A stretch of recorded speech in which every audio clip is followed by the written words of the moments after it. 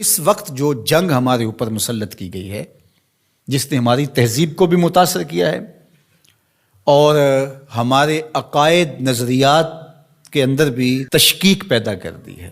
ویسے تو ایک زمانے میں اتنے بڑے بڑے حملے تھے، یہ معتزلہ کا حملہ کوئی چھوٹا حملہ نہیں تھا۔ 3 بادشاہتیں ان کے زیر اثر رہی ہیں۔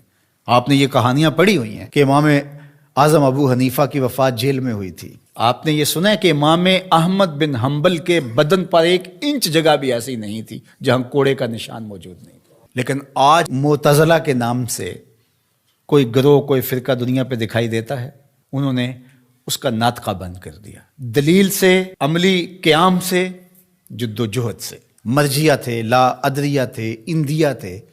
اب آپ کو یہ غیر مانوس لفظ لگ رہے ہوں گے، کیا قدریہ، کیا جبریہ، کیا معتزلہ۔ ایک زمانے میں ان کا طوطی بولتا تھا، باطنیوں کا طوطی بولتا تھا، کرامتہ کا طوطی بولتا تھا۔ یہ اتنے غالب آگے تھے کرامتی کہ طاہر کرامتی نے کعبۃ اللہ سے حجر اسود کو نکال لیا اور کئی سال تک کعبۃ اللہ بغیر حجر اسود کے رہا۔ لیکن وہ زمانہ تھا کہ پھر بھی لوگوں نے قربانیاں دی، لوگوں نے علمی محاکمے کیے، علماء نے تدبیریں کی، سلاطین اسلام کھڑے ہوئے اور مقابلہ کر کے اسلام کی اس قوت رفتہ کو بحال کیا۔ اس وقت جو سب سے بڑا حملہ ہمارے اوپر ہے وہ لادینیت کا حملہ ہے، الحاد جدید کا حملہ ہے۔ اس وقت دنیا کی لادین قوتیں الکفر ملت واحدہ کی شکل کے اندر کھربوں روپے خرچ کر رہے ہیں کہ مسلمانوں کو کافر تو نہیں بنایا جا سکتا، لیکن ان کو تشکیک میں مبتلا کر دیا جائے، ان کو مسلمان بھی نہ رہنے دیا جائے، تشتت اور افتراق پیدا کر دیا جائے، فرقہ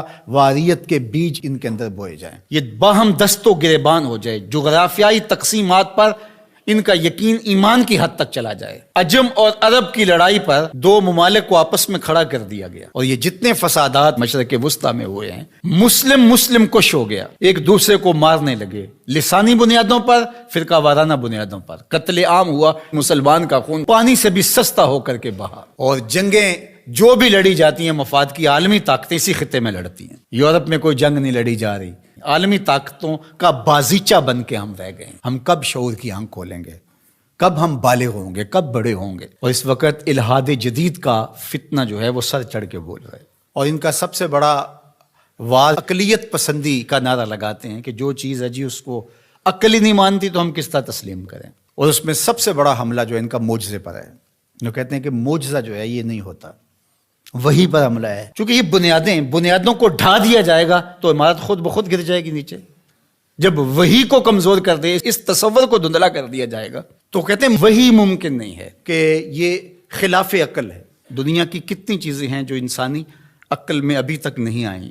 آج سائنس اور ٹیکنالوجی کی سلطنت ہے پوری دنیا کے اوپر، اور اس کے ذریعے سے آپ کہتے ہیں جی بس آج تو جو تجربات کی روشنی میں چیز حاصل ہوگی اسی کو مانیں گے، اور اس کے علاوہ جو سمجھدار ہے، پڑھا لکھا شخص ہے، دانشور ہے، وہ کس طرح اس کو مان سکتا ہے جو عقل انسانی میں یہ چیز نہیں آتی ہے؟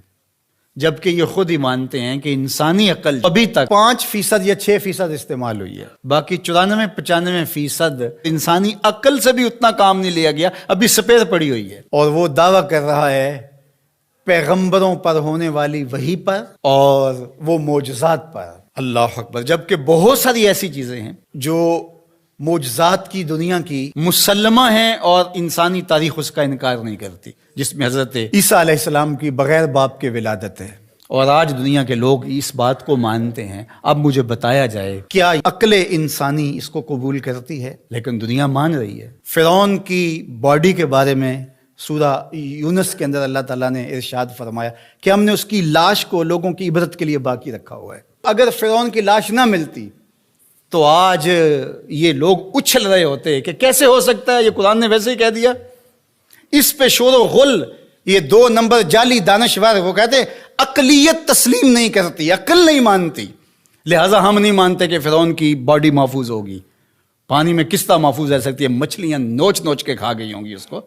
یہ کٹھ ملا، یہ پرانے لوگ یہ کیا کہانیاں بیان کر رہے ہیں؟ کیسے ہو سکتا ہے؟ قرآن کے نزول سے 2000 سال پہلے کا واقعہ تھا، اور پھر نزول کے بعد 1250-1300 سال تک یہ سلسلہ باقی رہا۔ تشکک، عقلیت پسندی کے بخیوں جڑ کے رکھ دیتی ہیں یہ چیزیں اگر غور کیا جائے۔ تو کہتے ہیں کہ یہ ممکن نہیں ہے. تو معراج کے واقعہ کا انکار بھی اس لیے کیا جاتا ہے. معجزہ ایک زندہ حقیقت ہے، اور میرے اور آپ کے آقا و مولا کا سب سے بڑا معجزہ قرآن ہے، اور دوسرا بڑا معجزہ جو میرے حضور کو دیا گیا وہ معجزہ معراج ہے. اب عقل انسانی مانتی ہے یا نہیں مانتی ہے، لیکن میرے حضور وہاں سے ہو کر آئے ہیں جہاں کسی کا تصور بھی نہیں آ سکتا. اللہ اکبر. سی معراج راز محبتاں دا نہیں سی کسے دی سمجھ وچ آن والا، سدیا طالب تے گیا مطلوب ہوتے، جبرائیل سی صد لے جان والا، بازے آخ دے بن دروازیاں تو کیویں پہنچیا عرش تے جان والا.